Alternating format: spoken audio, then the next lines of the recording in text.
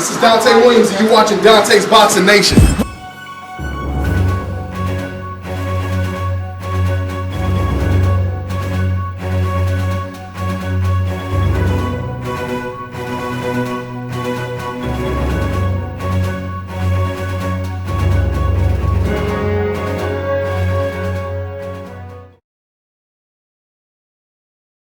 Dante's Boxing Nation, what's going on, guys?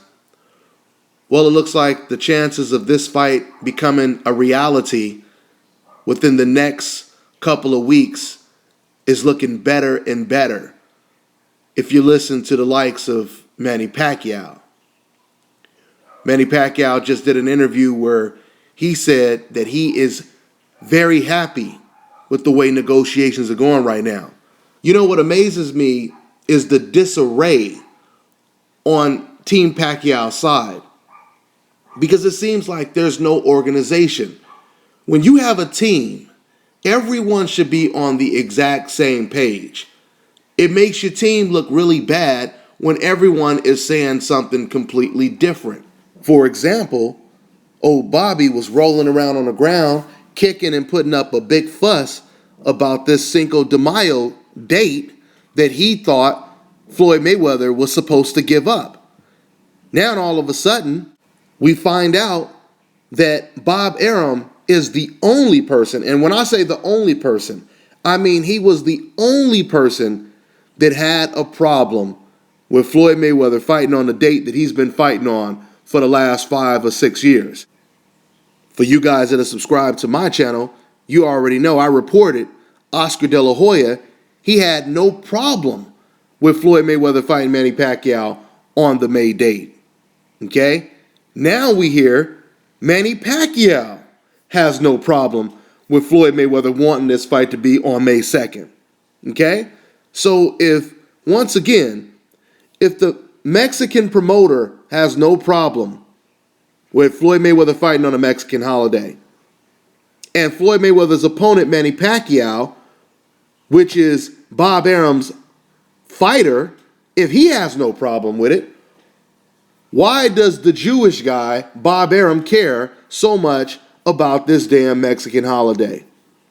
It doesn't make any sense, okay? And to go even further, you have people inside of Manny Pacquiao's circle who didn't even have enough confidence in promoter Bob Arum to even make this fight, to where they had to come all the way out here to Vegas just to make their own attempts to talk with Team Mayweather. That was Manny Pacquiao's close friend and lawyer, Frank Gacall. Okay? This man, he said on record that he wished Bob Arum would just step aside because he personally didn't believe that Bob Arum was really trying to make this fight. Now, regardless if that's true or not, it's just the fact that you have so much disarray within the Pacquiao team. Like I said, everyone should be in sync. Everyone should be on the exact same page. I mean, imagine if Floyd Mayweather, Leonard Ellaby were working the same way they did before. I mean, I don't know what type of relationship they have now, but just imagine they're still working together and Al Heyman has the last say-so, right? All of a sudden, Leonard Ellaby, he goes to the public and he starts saying, look, man, I don't even have faith in Al Heyman when it comes to delivering this fight. I don't even know if he really wants to make this fight.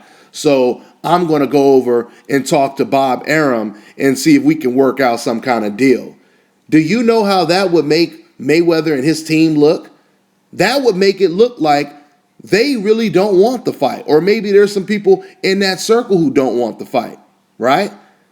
This is how Manny Pacquiao's circle is looking right now. But the good news is, like I said, everything outside of what Bob Arum is talking about, everything else does sound positive. It does sound like we're going to get to see this fight.